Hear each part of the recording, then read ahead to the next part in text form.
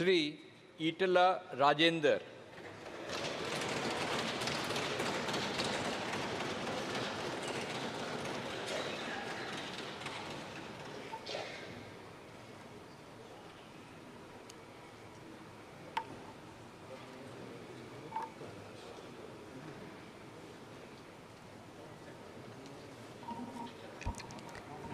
ఈటల రాజేందర్ అనే నేను లోకసభ సభ్యుడిగా ఎన్నికైనందున శాసనం ద్వారా నిర్మితమైన భారత రాజ్యాంగం పట్ల నిజమైన విశ్వాసం విధేయత చూపుతానని, భారతదేశ సార్వభౌమాధికారాన్ని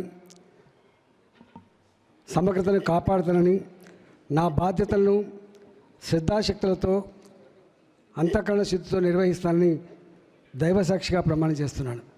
జై హింద్, జై తెలంగాణ, జై సమ్మక్క సారలమ్మ.